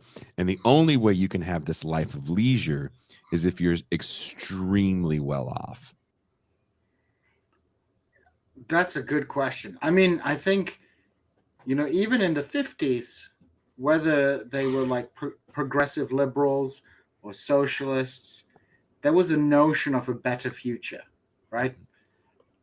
Today, the era of neoliberalism, of course, like people's material conditions, certain sections of society, their material conditions have improved. Similarly, like pretending that, racial inequality today is the same as it was like when there was literal, institutional white supremacy embedded in the law is ridiculous. But it seems that our political imagination has been utterly decimated. Like, we cannot imagine a future. I mean, what is it that it's easier to Imagine the end of the world. Imagine the end of the world than like surpassing capitalism. In that sense, the slaves in Haiti had more like mental freedom than we had, because they actually could imagine a better future, and they could chart out a concrete political path towards it. Whereas we, we're fatter, well, except Jason. Jason is firm. It's because I rise and grind, Gene. He rises. But we our material, our feather bed is softer, but our mentality is completely enslaved to the system. Whereas even in the 50s, you had communists who had a notion of the future, and you had a utopian capitalist vision of what the future would be, which would be like the Jetsons, where you would have like all the stuff you have in the 50s, but way more automatization. And the Flintstones is the same. It's just you get dinosaurs to do the things instead of machines. Right.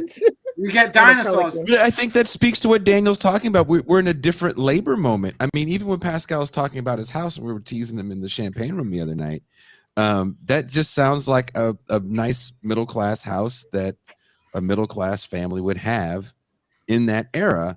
And they don't have to be necessarily extremely rich to afford these quote unquote luxuries. Even our leisure time is turned into a freaking painful grind. Just look at video games now. Like, video games are basically, they use all these scientific methods to trick your brain into like doing extremely boring, repetitive tasks so they can milk you for money. Or like tabletop miniatures that I'm involved, where they rise the prices and they create this fear of missing out. So you always in an agitated state that you want to keep. So even your hobbies. Well, you have to okay, and I think this speaks to Daniel's point, and I will shut up and take myself off the air so Tucson can speak because I'm being a man. Why do we have to monetize our fun and our hobbies? And why do we have to monetize leisure? If you like making jewelry because it makes you feel good and you just dig it, why does that have to instantly be monetized? If you like making music, why do you all of a sudden have to, monetize it? These were leisure activities that people enjoyed, but now all of a sudden there's easy functions to do it. But how do you enjoy anything when everything you enjoy becomes monetizable? Well, I want to add to what Gene was saying before, the hobbies that are work, bullet journaling. I don't know if you guys have ever come across this, but where you make your own planner yourself, you draw it, you draw pictures that go with it, you buy stickers that go with it, and you plan out your life. You do it every month, and it's work to set up and it's work to keep up and continue, but it's kind of a hobby. So the hobbies are already kind of work, and you're given this idea that you're supposed to love your work. I think we've resigned ourselves to just be working all the time. So you have to love what you do now. And then you have a combination of hobbies being the things that you like and what you do as your day job, which you're supposed to love. And I think you also have pressure to be successful, rich, and famous. So you're supposed to be successful, rich, and famous doing what you love. Like this show, if I meet people on dating sites, I find it very funny. They go, well, what do you do for a living? I go, I have a podcast. And they go, no, what do you really do for a living? And I was like, I have a podcast. And they're like, no. Like to make money. Jason, what do you call mansplaining when men mansplain to another man? A podcast. You call it a podcast. Yeah. I thought that was rather hilarious when you wrote that. That's a pretty good one. But yeah, I think we do. I think Tucson is totally right. We're like, it's almost like we're told to do what we love, right? Mm-hmm. And at the same time, we're like professionalizing our hobby, our leisure time. Like if you're not doing it this way, you're not doing it properly. If you don't have all the bits and bobs and the gizmos for your hobby, you're not taking your hobby seriously. So, it's like, I do think there is a kind of perverse, I think we really live in a degenerated time in terms of our imagination, because the Jetsons is a utopian picture of the future. Maybe a white supremacist utopian picture of the future, but hell, for Daniel Tutt and for me until the next census, it's great, And by the way, when I was looking for Jetsons pictures, there is way too much Jetson pornography out there. I'm like, what is going on? Damn it, Laszlo. Damn it. Witches, they steal your seed. They steal your seed. But what is look at what is science fiction today? It's all like The Last of Us, doom and gloom. We've lost any sense of a utopian future, and we cannot imagine surpassing our current system. And that is a huge issue for a society, because I think, revolutionaries of the Enlightenment period, from the Haitian Revolution to the Russian Revolution, whatever the outcome of those revolutions, the people who made those revolutions, their minds were freer than our minds are today. I like that point, Gene. I think it's something that folks have talked about in Marx's theory of alienation, and the very complex question regarding how the neoliberal era alienates us in unique ways. And one of the ways that it does that is going back to our original point about emotional capitalism and affective capitalism. And the way in which we're connected to the social media, of course, is one obvious way. But I feel like one thing we haven't mentioned is that part of the problem of the current structure of capitalism is that our definition of labor freedom is tethered to the entrepreneurial ideal, which means that that creates a market of only a few exceptional winners who are able to possess the dream entrepreneurial gig and make it work and so on. So part of the problem with the post-2008 doubling down on the gig economy is the fact that, well, I mean, how many gigs can you do until you land on the one that's going to be like the Midas touch, right? This goes back to the very interesting ideology. I don't know if you all are familiar with it. There's a great historian of American history called Louis Hartz, and he says that the most effective ideology of liberal bourgeois American life is the myth of Horatio Alger, which is the myth of entrepreneurship, which was the myth of these novels. It's a series of novels from the Gilded Age period, which was a period similar to our own of great inequality. They tell the story of young white working class boys who work really, really hard, exert the most grit you could imagine, and they rise up the class ladder through paternalistic charity from elites. Yeah. So Hartz argues that even after FDR's New Deal, even in the Fordist period, and you could say even running up all the way to now, this ideology of Algerism has remained consistent throughout. And I always felt that's a really brilliant way to sort of understand the underbelly. And yes, that Algeristic thing can transfer outside of just a white only thing, in my opinion. I mean, we all have to now hustle and grind like that. But that's what Louis Hart says is the kind of DNA of American ideology, of what it means to be a free citizen, to be a realized entrepreneur. And I feel like socialists need a better response. Like Bernie's response on entrepreneurship wasn't adequate, in my opinion. That's why I felt like when Killer Mike went away from Sanders after Sanders lost, he started to be pro-entrepreneurship and things like this. And I feel like the left needs to think very hard where we stand and how we're going to promote entrepreneurship. Because it is, I think Hartz is right, the heart of American, I want to say ideology. I don't know if you all agree with that.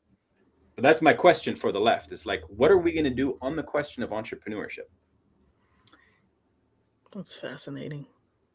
Jason, we can't hear you. Yeah, I muted myself. I remember meeting Killer Mike. I mildly brought that up to that very large man that I disagreed with some of his. Got to get him on the show, man. Get him on the show. Probably not going to happen. I'm going to go ahead on a limb and say it's probably not going to happen. I ran into him at a festival I was working, and I do not work in that world anymore, so I don't have that level of access to just be able to tap people like that on the shoulder and be like, "Hey, come over." But entrepreneurship is liberatory. There are aspects of entrepreneurship. The problem with it is that it is unevenly available and distributed and so on, and it's a limited way for us to realize our freedom in this society. It's imposed on us. We have to follow those dictates, right? We got to work within these constraints, which are narrow, right? So, there's much to be said about that, but I'll stop talking. But Pascal, I'm sure you have something to say about entrepreneurship. No, I'm absolutely.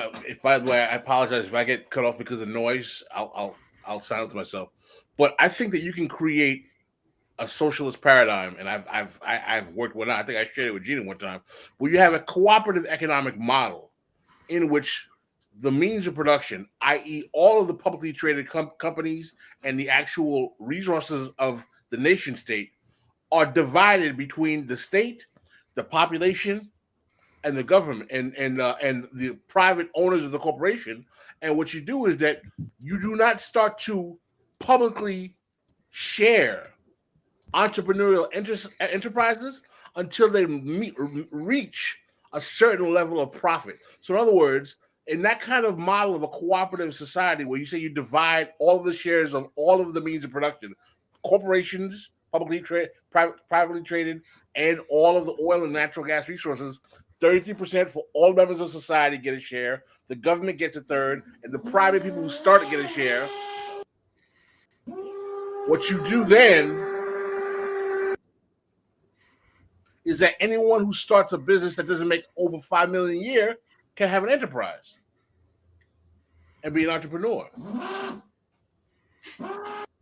Toussaint, do you have something you'd like to add? Sure.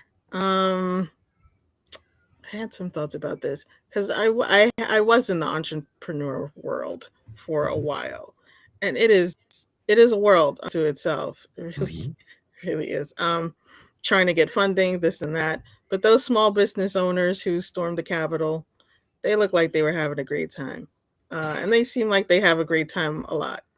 So maybe they are the elite that become the Jetsons, in that world. And people are just trying to sacrificed. I mean, yeah. In the article Daniel gave us to read about the Jetsons, there's kind of this narrative that there were people that had to be sacrificed.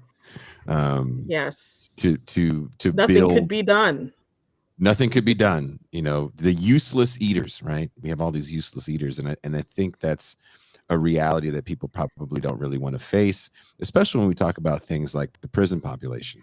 And I think maybe we should use this quick moment to dispel one myth, which is the prison population is equivalent to slave labor, when only a small fraction of prisons actually have labor programs to begin with. It is literally a way to warehouse skillless poor people, and in some cases, the mentally ill. Well, we do have this. We do have this kind of whole neo-Methuselan politics. I think the debate between accelerationists and like degrowth people is sometimes talking at cross purposes. I think they often strawman each other, and I find that a little bit silly. But there is concretely a discussion of this, and this whole accelerationist debate is a response to like, hey, the problem with the world is not overpopulation. It is the distribution of goods and services, who controls them, and other points like that. Because you will see, not just people on the left, but across the entire political spectrum, focus on the issue of overpopulation as being the primary reason why we're having this rapid environmental degradation. And if you say overpopulation is the problem, there are very logical ways that you can deal with overpopulation. I'm not saying that everybody who says overpopulation is a project has this like nefarious plan to, Thanos half the planet and get rid of them. But there is an idea of who will have to go. There's people who have to go. It's like if there's overpopulation, well, maybe the humane approach is let's just sterilize half the population, and the more extreme approach is to physically liquidate them. And I think fully automated communism and all these things, it's a riposte to that very frightening mythology that is being built up, which has purchase on some sections of the left, but also has purchase within mainstream liberalism and the political right. Yeah. I mean, one of the things we just want to say briefly is that part of the thing that Deleuze and Guattari and part of that kind of philosophical theory about accelerationism, especially, well, on both the right and the left, that they promoted, was a certain understanding of how to accelerate certain inbuilt tendencies of capitalist production, which are not necessarily reliant, by the way, on a big hegemonic countervailing working class labor power against it. It's rather an argument that internal to capitalist production, there exists an accelerating degenerative process. The capitalism eats itself, if that makes sense. You know what I'm saying? Like the snake that eats itself. Right. I think that's the part of the argument that's problematic from a kind of understanding of capitalism, especially there's that. And then also, of course, they have this whole business on Marx, fragment on machines, and all of these very intricate debates regarding what Marx thought about automation, right? Which he didn't say much. It was mostly up to like later. Well, he didn't see automation, and can we use what he talked about in the limited automation that he was able to see in his time to what we are literally seeing now, where we're not getting leisure time, we're literally getting layoffs, right? We're getting Ford factories closing down, GM factories closing down still, after an auto bailout during the Obama term, and we're seeing all these people get turned into the surplus army of. I think Jason Smith calls this Marx's absolute law, which is that the capitalist class would prefer to rely on surplus labor to handle what could be technologically automated, precisely because when you automate it, it quantifies that labor relation, and that actually harms the bottom line. In other words, you need actual bodies of people to exploit, to do that work, surplus labor, for extremely low wages. That's going to fulfill the bottom line much more than a full automation, which is why automation cannot be fully expanded in capitalism, according to Marxists. And that's why, at any point in history, a particular mode of production becomes a fetter on the productive forces, because, if you go back to the 19th century and early Marxist, discussions on capitalism, there is like a respect for how capitalism was revolutionizing the forces of production and creating this potentiality for socialism. But ultimately, it's political economy. Thus, there is political factors that obstruct the development of certain technologies. Look at something like solar power, right? Why would electrical companies want to promote a renewable energy that will reduce scarcity and thus make their product a lot cheaper? Why not just keep relying on fossil fuels, where you can use scarcity to hike up prices and make better profits? It's not a technocratic solution, and that's the capitalist utopians. Their blind belief in technological solutions is misplaced.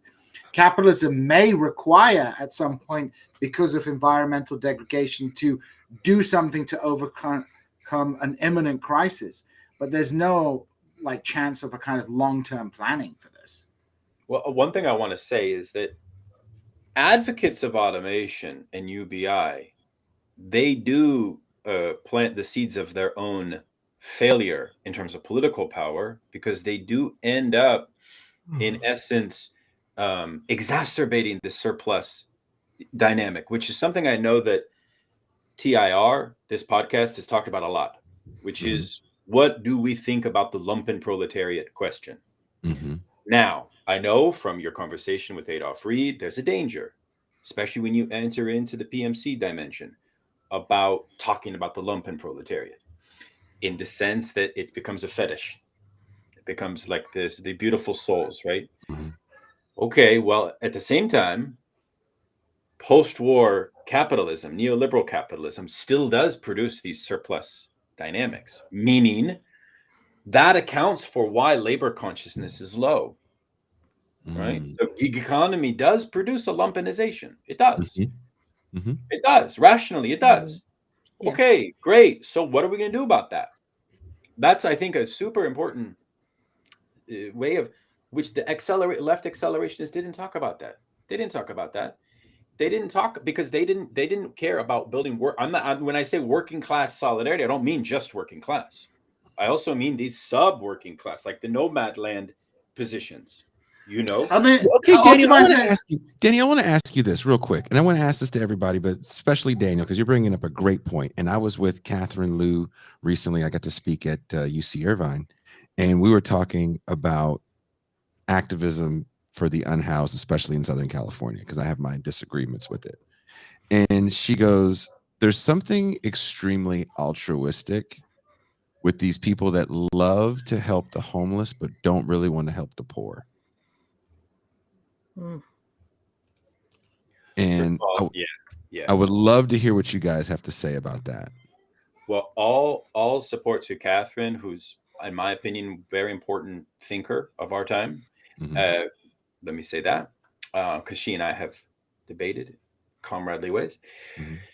Yeah, man. I mean, the whole discourse on the unhoused needs to be critically assessed for many reasons, and it's an issue of the political imagination we have available right now.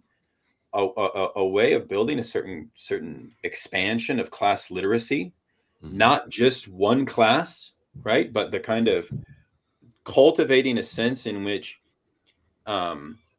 being classed throws us into a multitude of different exploitative positions and relations, which necessitate not a celebration of just the lowest suffering, so which itself is a very Christian notion. We need to kind of get beyond that Christian sense that only the true salt of the earth, and we must prove this. Yeah. That is not good for socialist politics. So I'm somebody who would say we need to kind of increase our rationalist game when we look at these issues, which is kind of goes back to the very first thing we talked about, which is liberals introduce this kind of suffering. I don't want to say suffering Olympics because that's what the right wing says. I don't want to say that. But nonetheless, like we need to get better on this issue, man. Right? And I agree, like from what I understand what you said, I agree with Catherine that I don't know, some kind of expanded is it easier solidarity. Is it easier to, and I'm not saying I'm against these things first and foremost. Let me say that, preface by saying that. Is it easier to pass out needles and tents? Is it easier to protest sweeps? When, again, I lived in the largest encampment in the city of Oakland. I saw it go from 4 little tiny houses to over 200 people. Well, a couple of points. A couple of points. That happens because people were just losing housing. It was older people. It was disabled people. And it felt like nobody cared about preventing these things and being very reactive. I mean, isn't that all we've got, though? I mean, like, I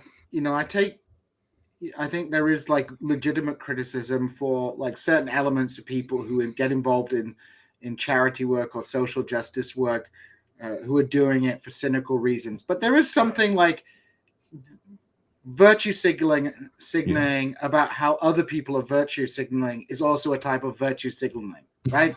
It's like it's like, oh, these people are all just like doing it. It's like, well, you're just saying that they're virtue signaling to show that you're not like those other PMCs, right? It's like, I'm not like the bad PMCs, I'm the good PMC because I am self-aware. I think that's a little bit of a distraction of a conversation in those issues. I think the problem is that of political imagination, because people want to help, right? But I think a lot of people just like, if you're told that's the way that you can help the best, and you want to help, that's how you're going to help, right? People say, look, if you're told by the experts that like, okay, handing out needles is the way to do it. I think a lot of people are like, okay, well, those people seem to know what they're doing. I'll do this because I think this is like the best way. Now, of course, people get ground up by that system like you did, Jason. You go in and you get ground up by the system and you become cynical on that system, right? Because you've like seen how the sausage is made. But I think a lot of people go into it like with a lot of good intentions and really do try and think about, is this the best way I can participate? And it's only until you have that concrete experience of like how things are that, it becomes. But I also got ground up because I was fodder. I was part of the fodder. There's different, aspects of the systems. There's people that are part of the fodder that they're going to ground up and throw away all the time. And then there's people that get in figure it out and go, okay, this is how I get my foundation money. No You're not going to doubt. get foundation money helping people that are 2 paychecks away from being on the street. Nobody cares. No one cares about those people. On the street, there's going to be some foundation money for you. There's going to be a way that you can earn a living. I'm not saying everyone that does this is some sort of con man or not true to form. I mean, it's hard work. You have to raise money for it. But I remember having a conversation with a young lady that worked with me that, you know, she just wanted to be Oprah. She literally told me, I want to be Oprah. And this is my way to be Oprah. Mm. Yeah, I mean, I realize like in my own family, sometimes I see the complexity of class in the sense that if some people rely on welfare and others don't, you know, and the government knows this, that creates a kind of internal resentment within the working class against each other. And it's very hard to transcend those resentments from what I've seen, you know what I'm saying? So I feel like when we talk about the rational basis of class politics, it's also about taking on these resentments, which the ruling class foments to keep that structure in place. So I feel like capitalism is a resentment machine that needs that in some sense. And then on the other point regarding political imagination, my sense there is that, you know, you see this also. I just had somebody on my podcast talking about, he said that all the philosophers that are most popular by New York Times who write about climate change, he said, are you aware that most of them suggest that there is no revolution of the mode of production possible? Yeah, it's very, very fatalistic. My sense of it is that we need to resurrect some hope, I don't even know if that's the right word, in the possibility of revolution, and in a non-ironic way. Otherwise, these frameworks are going to be, we're going to continue to have this fatalistic imagination, right? That ultimately the kind of status quo is sunk in XYZ way, and the best we can do is, I don't know, like work within the NGO confines and always remain loyal to the Democrats, right? I mean that's the thing, isn't it? Anti-capitalism, cynical anti-capitalism is perhaps the strongest prop of the existing capitalist system that exists, because it is simultaneously a recognition of the bankruptcy of the system, yet also the impossibility of surpassing that system. So much anti-capitalist, it's what the kids call cope. Something bad happens and you're like, hell, well, that's the way it is. You know, like, what did you? So it becomes a huge, giant cope. And that combined with, like, you know, like Daniel said, we have the grind and hustle culture. Well, you know, nowadays, instead of being an exploited worker working for a corporation, you can work for an app. And, you know, you're not working for a taxi company. You're working for yourself. You're working for Uber. You're not working for a pimp on the street. You're getting your knockers out on OnlyFans, right? You know. Well, now there's the OnlyFans pimp. Because you're an entrepreneur. So we're turning all these like jobs that were like previously you would like recognize your worker into being like you're now an entrepreneur. And this culture pervades everywhere. Academia. I may not have a PhD in academia. But academia is the same, right? Like all the Ivy League universities have their pet radicals that that have nice offices, and they roll those people out, and boom, you know, like that there's this kind of whole performance shit. So it's all, it's all entrepreneurship. Clyde Barrow wrote a book about academia, which, because, you know, I'm no champion of entrepreneurship, and I saw the chat where I got a little bit of pushback on that. I don't mean to champion it at all. No. I'm just simply saying that the current society forces this highly constrictive mode of realizing one's own freedom qua labor through the entrepreneurial structure. That's all I was simply pointing out. Of course, we need to think beyond it, but Barrow has this book where he says there's two dominant tendencies in the American university between what he calls the corporatist and the entrepreneurial. And he said actually the most radical elements of modern academia, modern university, are actually found in entrepreneurial, contract-based adjunct academics, in some sense, kind of proletarianized academics, because the proletarianized academics are the more entrepreneurial. They don't have a firm position within the university system, but politically that actually gives them a leg up, because they have a more adversarial independence from the dominant ideology of the university. So I felt like that was a good example that Barrow, and I know Barrow's been on this show before, of pointing out that entrepreneurship is complex. Is a bit complex. Not to mention the fact that if you do want to start something on the left today, start a conversation, start a podcast, unfortunately, you got to follow that entrepreneurial route with all of its problems. You do. So hopefully Pascal's construction is. And with that said, you could buy TIR merch from our website. Toussaint, you want to read this super chat, Toussaint? And sure. Wrapping it up. We have a super chat from Perry Fire Kowalski. Hopefully he's still in the audience. Why are we trying to make machines more like emotional humans? And why have we been trying to make workers more like emotionless machines? Are we neoliberalizing the human condition for no reason? Interesting. Pascal? Heavy. Maybe because we don't believe there's anything outside of neoliberalism as a model. We're so used to it that we've normalized it. It's like, hey, private-public partnership. That sounds great, It's like, yeah, why can't we have a, charter hospital? That's amazing. Charter hospital. I mean, in thinking about this Jetsons future as a dystopian one and not the goal in which we wish to achieve with flying cars and sentient maids, in the end, as we have to wrap up, what is there a usefulness, not just for the left, but in general, for accelerationist thought?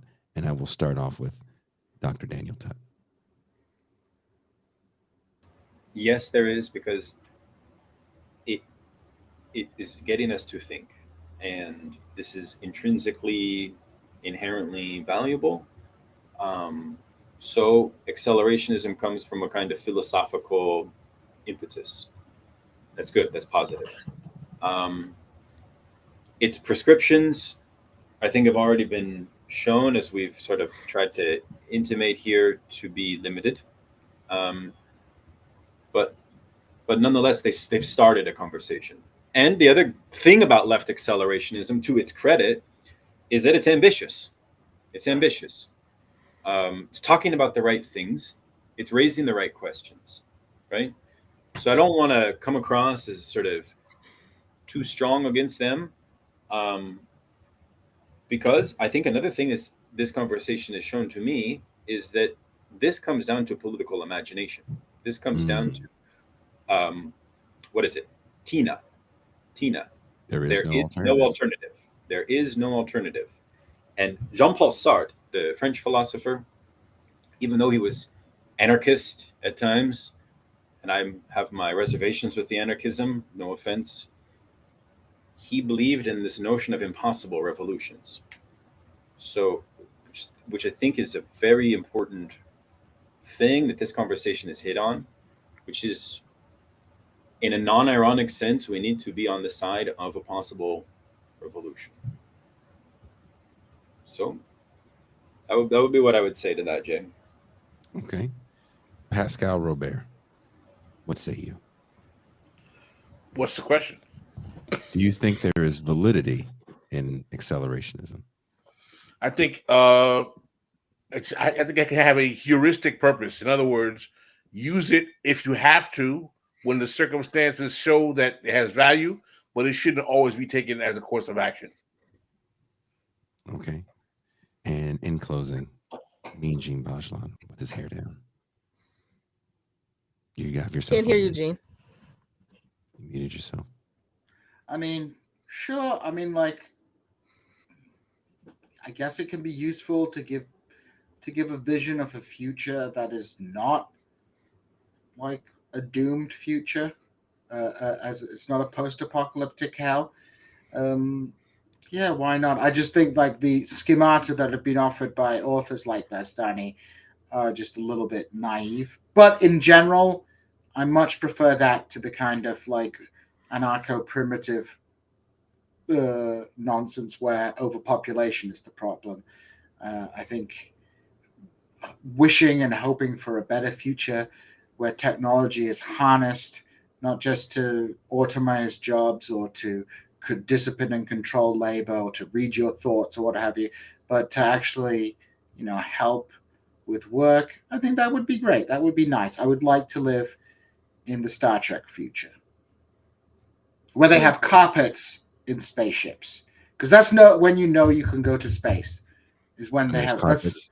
Yeah, Sarah said to me, I said, Sarah, would you like to go into space? She goes, I only want to go into space when they have a carpet in the spaceship, because if they have a carpet in the spaceship, it means it's like totally safe.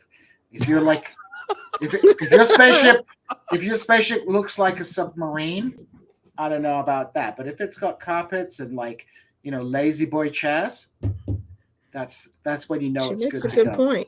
It's an interesting point. Residential. Yeah, she makes a good point. She spent some time at Tomorrowland. She knows. Yeah. Toussaint, do you have anything you'd like to add to this discussion about accelerationism? Since this is your show, you suggested the Jetsons, which then had me hit up Tutt on Twitter to get the show done. This is actually Tutt's show. It's actually Tutt's show. What he produced it. We haven't seen you. We haven't seen. It could have been your face. It didn't have to be mine. It would have been better. So Toussaint, you better have some closing words. I don't like. I do. I don't like accelerationism as a direction. Mm-hmm. It could be good as a, as Jordan Peterson would say, like a thought exercise, or Ben Shapiro would say that. It could definitely help us to expand our imagination about what could be possible, what would be negative. And I think it could be used as a maybe short-term strategy or a tactic in certain situations. I do want to add, in the episode of the Jins High-Tech Wreck, so sort of on a happier note, a computer malfunction during a demonstration causes Mr. Spacely to fire George. But when the computer is repaired, it refuses to work until George is rehired. So there's also a potential future for us there. And I would also like to say, that's right. We could have solidarity with AI and computers. And I would also like to say, Daniel Tutt, this could be your next Zero book. Ooh. We'd probably want to write it on Sublation, but okay, Or Sublation book, yes. I mean, Zero. I could mediate because I've been cancelled both by Sublation and Zero books. Okay. So I have equidistance between both sides to mediate peace. We actually have a Zero Books author coming on at the end of March to talk about his book that he wrote about horror movies at the end of the Soviet Union. So I mean, you know me in pop culture. I am. Is that going to be a Pop Life? Is that going to be a Pop Life? It's going to be a TIR show. Ooh, TIR show. Yeah, it's going to be an interesting show. Me and this young man talked, and I'm actually really excited. We got the book, and I've been too lazy to send it to you guys. So that is a Jason oops that happens from time to time here.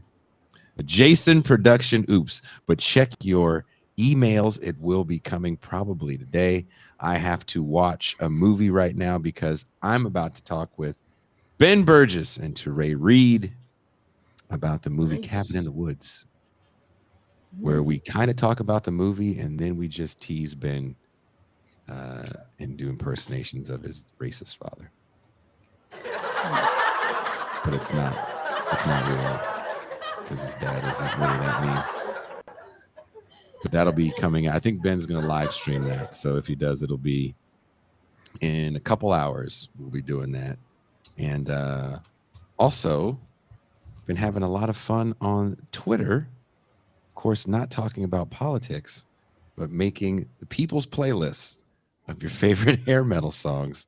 And I am shocked at how many people have jumped into the conversation. It has been a lot of fun and restored a little bit of my faith in humanity on the internet. In closing, we'll see you guys Tuesday. Is that right? Who was our guest Tuesday, Toussaint? Oh, dude, come on, man. Thought quiz. We have an Islamic author coming on who wrote a book called Green Dean. Did you just make that up? He didn't. Because, unlike other people on this show, I don't have a memory like a sieve. I blame COVID. His name is Ibrahim Abdullah. Brain fog. No, she's Absolutely. just. I blame this. There you go. That is not the author. That is not the author. So do you have to check everybody's racial validity from now on? I checked his. He's good. Well, with men, I have a new plan. We'll call it the Peepar test, where we'll check if they've been circumcised to see if they're a Muslim. Interesting. So that's, Very you know, it's a Interesting. good one. You know, Zal last night came up to me, and we were looking at pictures of him as a kid, and there's one of him in the bath, and he just looks at me and he goes, "I'm a baby and I have a big old peeper." I'm like, "Okay, son." Like, I have a big old peeper. Okay. I was like, "Okay, son, that's an interesting thing." So that's his new thing now. He has a big old peeper. I'm getting text from Ben Burgess who's saying, "Hey, you got to watch Cabin in the Woods." So thank you guys. All right, y'all. Thanks for joining us, Daniel. Thanks so much, Always Daniel. A pleasure. I'm glad I was able to be on this one with you. We're going to do more. Thank you for hooking me up with Billy anyway, because I'll be on Billy's show Monday. Oh, cool. So thank you guys for hanging with us today. Thank you for all the super chatters. Again, if you want to be a part of this is the free show. If you like what we do here at TR, want to see this free show, keep going, then show your support with Patreon, show your support with merch, show your support with the super chat. And we are out.